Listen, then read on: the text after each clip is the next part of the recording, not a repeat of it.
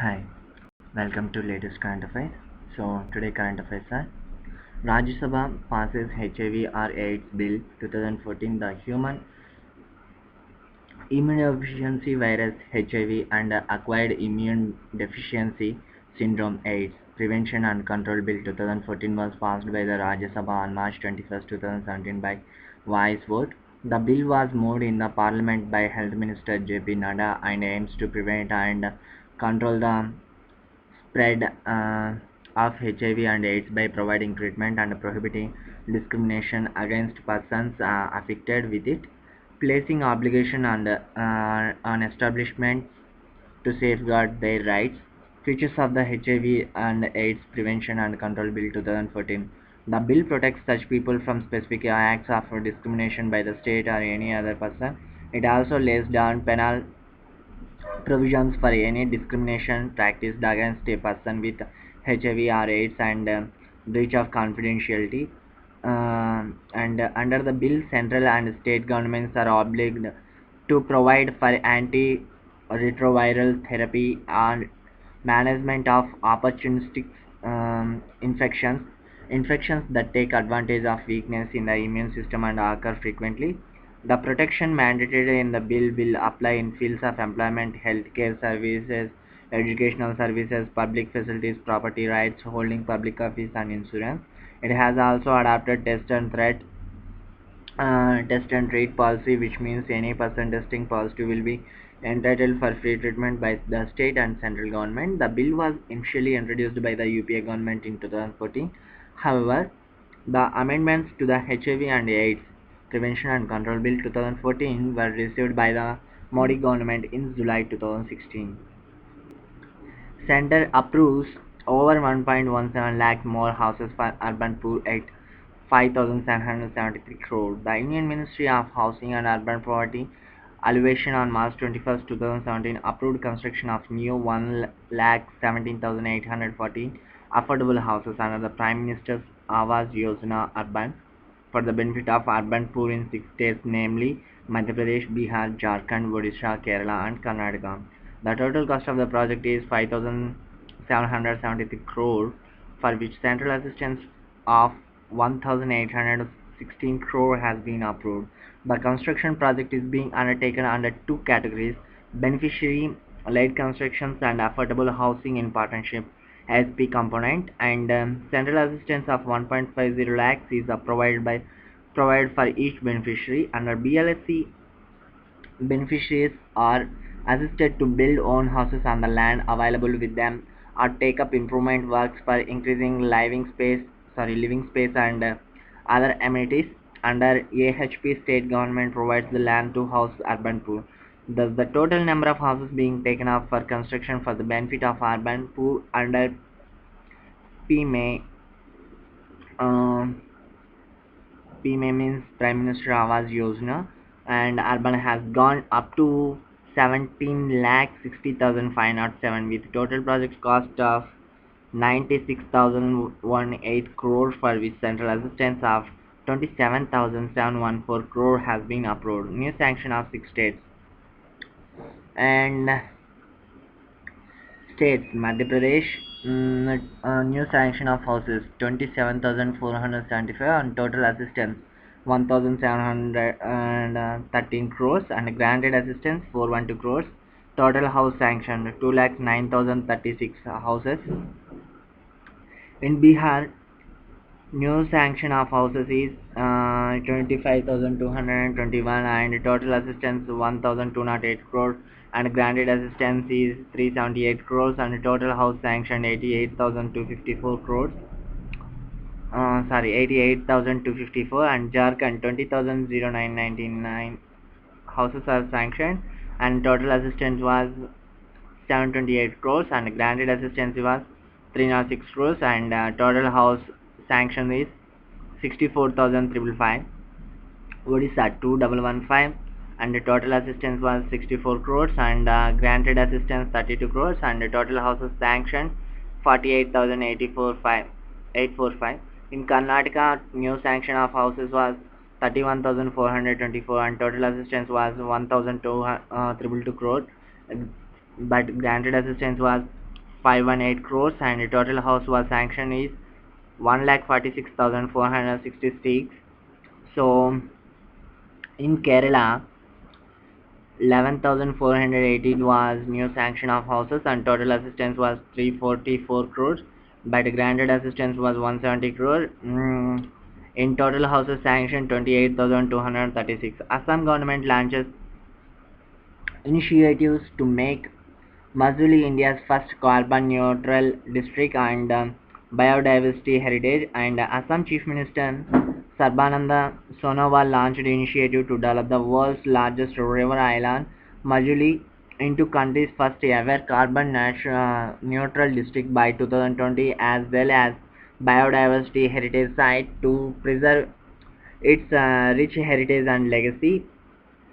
The project title Sustainable Action for Climate Resilient Development in Majuli, that is sacred, and Majuli was launched on the occasion of the International Day of Forest on March 21st, 2017, and has been initiated by the Assam's Department of Environment and Forest.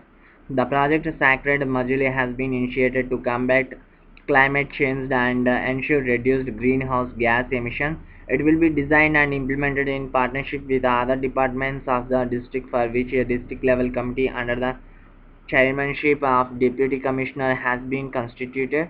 Besides, Sonowal also launched through remote a registry in Majuli, which would record and analyze the climate impact of all proposed projects in Majuli.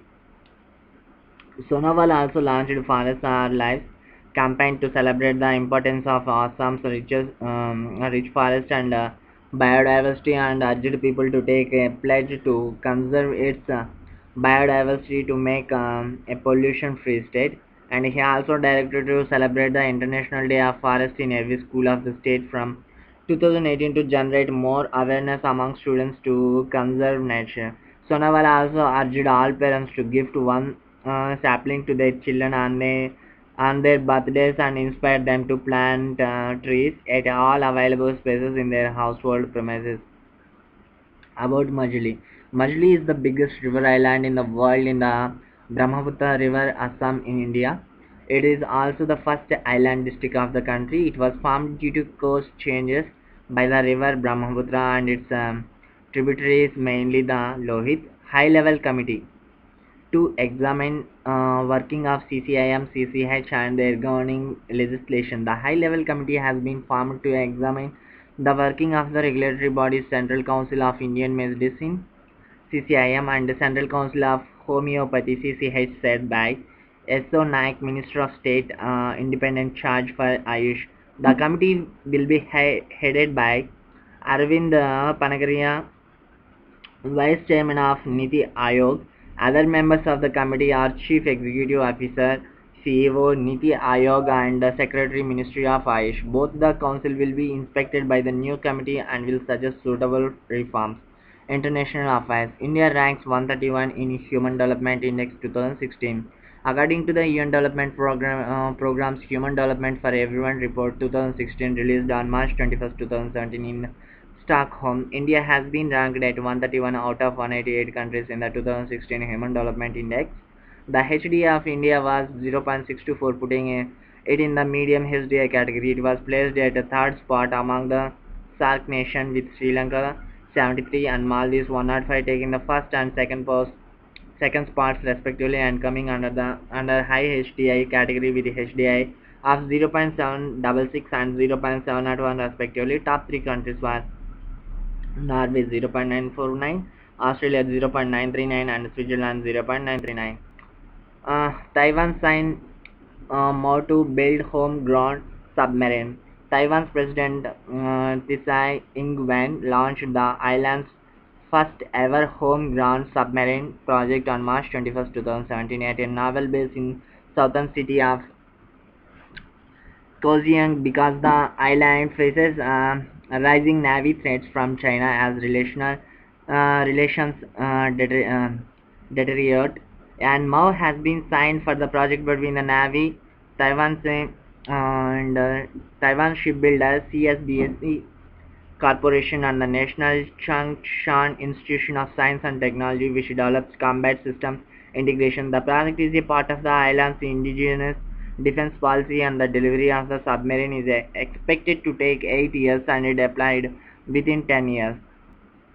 Taiwan Navy currently operates a fleet of 4 submarines which are purchased from abroad.